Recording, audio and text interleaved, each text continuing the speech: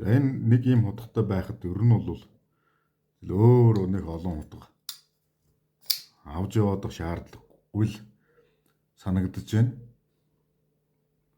За сайн байцгаана уу. За өнөөдрийн бичлэгээр бас нэг гоё хутгад танилцуулах гэдэг. За энэ хутганы онцлог бол ерөөсөө нэг ийм хутгатай байхад ер нь өөр хутганы хэрэг байгаа юм уу да гэж бодогдуулахаар ийм хутга байгаа.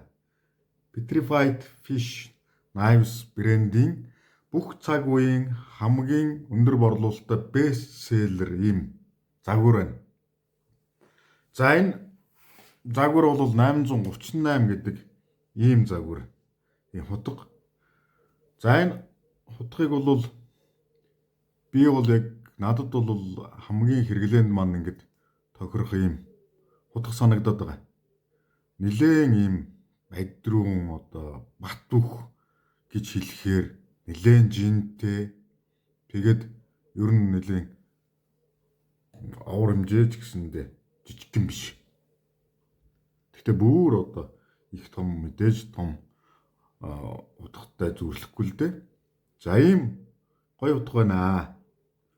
За энэ утганы маань ган нь бас D2 гантай байгаа. D2 ган бас бусад утганы өндөр ярьж байгаа. Ерөөсөө л хүнд хүчээр ямар л ажил байна тэрэнд зүтгүүлж яадаг ийм утга ган. Одоо юу Toyota-гоор би бол машинд зөвөрлөх Toyota-гоор бол би энийг ингэж бодоод байдаг. Тэр Land 76 гэдэг тий хамгийн хүнд хүчээр уулуурхай ажил янз бүрийн юмд явж л байдаг эвдэрдэггүй нэг тийм машинтай зөвөрлмөр байгаа. За ер нь бол тийм л ган гэсэн үг л дээ. За энэ утганы иш нь бол бас G10. Энэ хоёр загвар дээр энэ хоёр дээр бол юу карбон оруулахтай тийм илүү гоёмсог болгож өгсөн юм байна. За энэ утганы маань эртний өнгөлгөө нь бол энэ бол Stone Wash гэдэг ийм өнгөлгөө байна. Ийм чулуун өнгөлгөө гэдэг. Энэ хурууны хэмээ дээр нь гардаггүй зөвлөлт мөрвөлтнээс хамгаалсан бас их сайн өнгөлгөө юм шиг байна. За энэ бол сатин тийм ээ. Сатин өнгөлгөө. За сатин өнгөлгөө бол илүү ингээд гоёмсог харагдана. Тэгээд арчаад байхад бол бас ямар ч асуудалгүй аа. За дараагийнх нь энэ бол бүр илүү гоё харагдаж байгаа. Энэ Black Stone Wash гэдэг ийм өнгөлгөөтэй ийм загвар байна. Энэ загвар.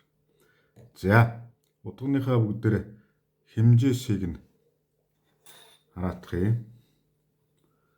За нийт урт нь бас нэг 22 байна. Эрнийх нь урт бол яг энэгээр бол 9.5. Ажлын хэсэг нь болоод ирэхээр бүр 10-тай. 10 болоод ирэх нь шүү дээ. Тэгэхээр би энийг юу гэж бодоод байгаа юм бэ гэхээр би баг нэг ийм хутгатай байхад жижиг том олон хутга авч явах хэрэг ер нь баг байхгүй. Бүх хэрэглээг маань хэрэгцээг маань энэ хангачгаар хутга байна гэд бодож байгаа. За тэр илүү айхтар ууланд ангөрөөмөрөө хийдэг усуд ч гэсэндээ ямар ч асуудалгүй хэрэглээг нь хангахаар ийм хутга байна. За энэ эргнийх нь зузаан хэдтэй юм бэ? За эргний зузааны бүгдээ хэмжээд үзээд. Энэгээр эргний зузаан бүр 4 мм гэдэг чинь юу барагтаа бол юмд хугарч хөшигдөд ер нь хөшигдөд хугарахгүй гэсэн үг. Тэгээд D2 гам маань өөрөө маш бат өгөх ган тийм ээ. 90 хадгалалт бол маш өндөр ийм гам байдаг. Энэ түгжээ бас liner lock. Тэгээд ингээ нэгдэхтэр нь бол энэ дээрээ хургаараа дараал ингээл гоё нэг тэрийг энэ нэгдэг энийг бол Flipper гэдэг ийм төрлийн нэгдэх механизм гэж яриад байгаа. За энд бол ерөөсө бүтэн ингээ чанарл баригдана ерөөсө. Энэ нэг ийм хутгатай байхад ер нь бол өөр нэг олон утга авч явах шаардлагагүй л санагдаж байна. За жингийн үзэд жин энэ бол нэлээд жинтэй байна. Жинтэй. За жингийн үзэт хий. За энд ингэж яваад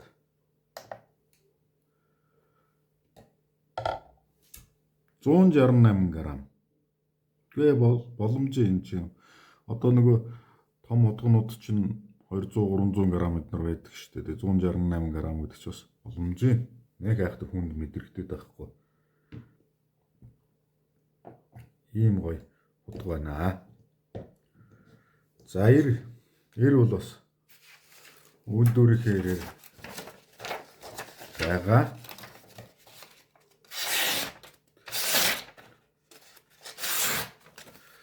Би бас зүсч мөсгтэй нэг үг байна.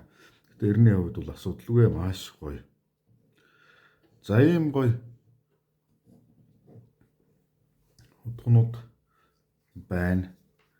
Энд бол бүх л хэрэгцээ гэмэн хангах. Тэгээ би бол ийм яг энэ загвараас нь өөртөө бол бас өөртөө бол энэ загвараас нь авна гэж бодод байгаа юм. Яг бол миний хэрэглээ тийм болчиход байгаа. Өдөө гадаа жоохон явах дуртай. Өдөө гадаа явах дуртай явна уул мууланд яваад байна. Тэгэхээр чин хүнд хэцүү юмд л нэг бүхэн шиг тийм утга надад хэрэгтэй. Тэгээд жижигхэн юмд томддгоо том юмд жижигддгоо ийм яг л ийм утга надад хэрэгтэй байгаа юм. Игаа хэрэг болдог. Тэгэхээр энэ бол би бараг ингээд нэгэн утгатай болцсон байгаа. Бараг л өөр бус утгнууд нэг хэрэглээд авахгүйгээр ингээд энийг л хэрэглээд авах болов уу гэж бодож байна.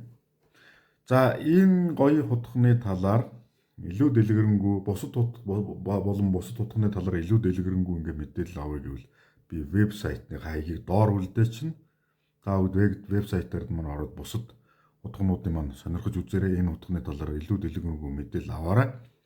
За тэгээд утга ашигласан бол дараа нь заавал арчиж цэвэрлж байгаарай гэж хэлээ да. Тэгээд дэлхий дээр бас сүүлийн үед утга сонирхогчдын сонирхлыг нэлээд их татж байгаа. Энэ утганаас сонирхоод үзээрэй.